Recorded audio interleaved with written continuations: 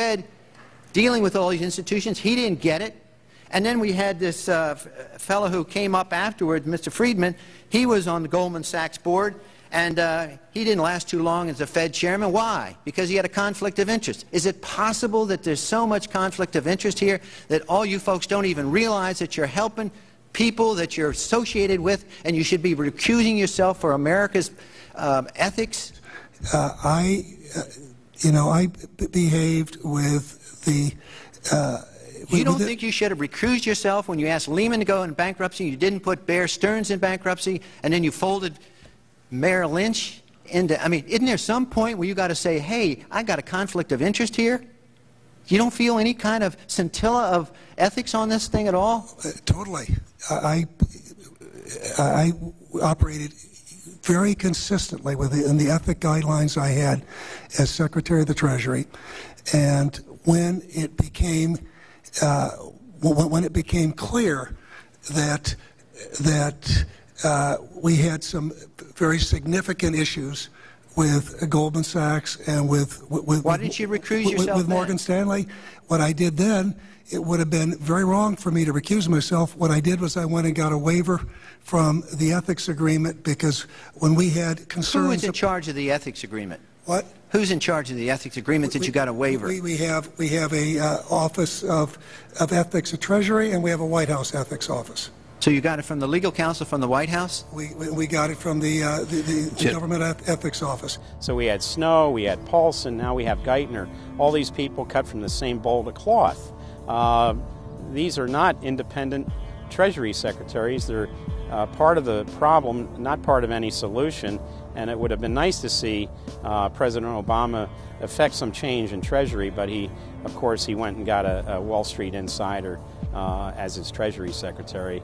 Everything that's speculative, parasitical, cancerous, bloated from all these administrations, going back to Carter and even beyond, comes together in the Obama administration. With Volcker, with Summers, who's part of the economic crimes under Clinton, the guy who brought you derivatives and the abolition of the Glass-Steagall firewall.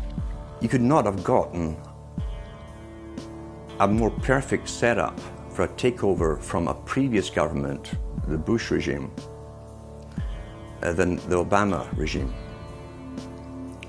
Now, there are some authors out there already saying that it's the same bunch, and it's true. It's the same bankers who put the same boys forward.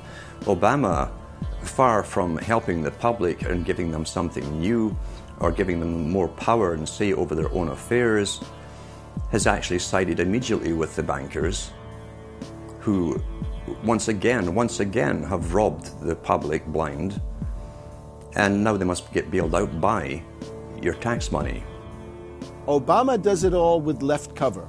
He makes you think that he's somehow different from Bush, that this is somehow benevolent, that he cares about the poor. And in reality, this is the cruelest hoax and the most bogus sham. Obama is 1,000% devoted to Wall Street interests. When Wall Street says jump, Obama jumps. And again, it's about $30 to $40 for the bankers for every dollar that ever reaches an unemployed person or somebody who's on food stamps or some infrastructure building for highways. The hope with the Obama administration was that it would move us beyond this. But unfortunately, what we're seeing more and more is that Obama has brought in many of the economists who bought into the system in the past. Larry Summers is a very good example. And so many of his economists, many of the people there, you can really almost at this point relate Obama to Hoover, who did something similar in his presidency, as opposed to Franklin Roosevelt, for example, who brought in a very fresh team.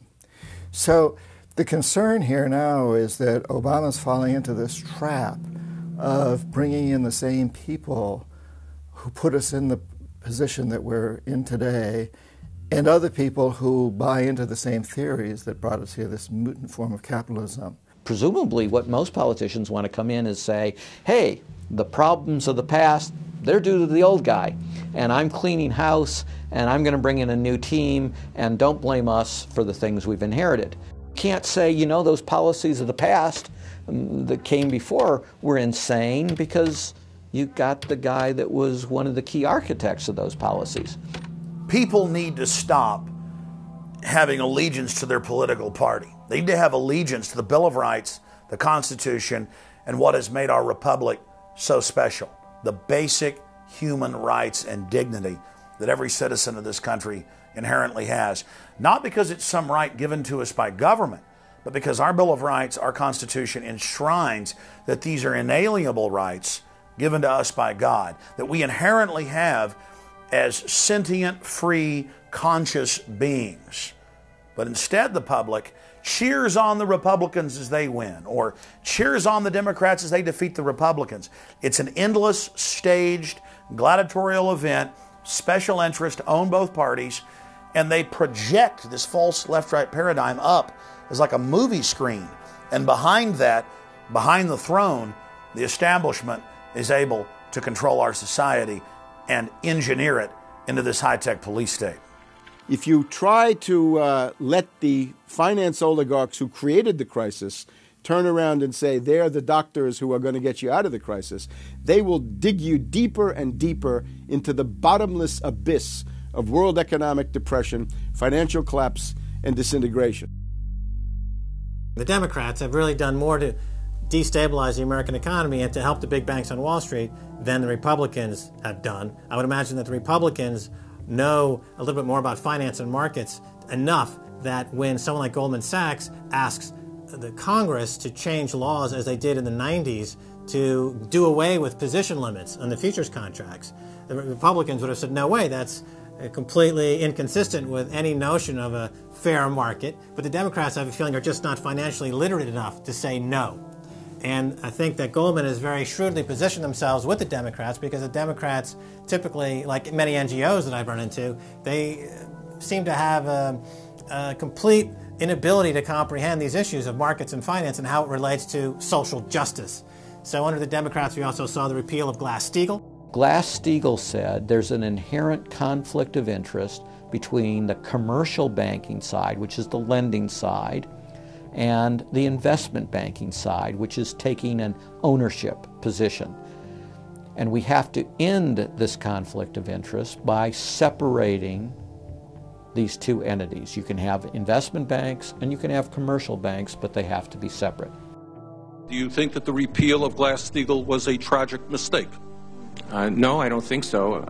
You could be a commercial bank like Chase Manhattan, or you could be an investment house like J.P. Morgan, or a bank like Bank of America, or an investment house like Merrill Lynch. But you couldn't be both. And as the 90s went on, the screaming hyenas of Wall Street were demanding that this prohibition, this regulation, be abolished. This was an illegal and inappropriate form of casino. The derivatives were being used, and they were being unregulated, and the people were getting 30 to 1, 40 to 1, 50 to 1, and sometimes 100 to 1 profits on the way up. And remember, derivatives are a zero-sum game, so there's nothing there. It's not like a piece of stock in General Electric or Ford or something like that where there's supposed to be some value. Derivatives have no value. But the very people, Summers and Gettner and all the people at Goldman Sachs and J.P. Morgan who created these things made not millions or billions, but trillions on the way up. And now that these things are crashing, the very same folks are now put in charge of regulating these things and in charge of the bailout, and they are giving money to the very rascals that created this problem, took the profits.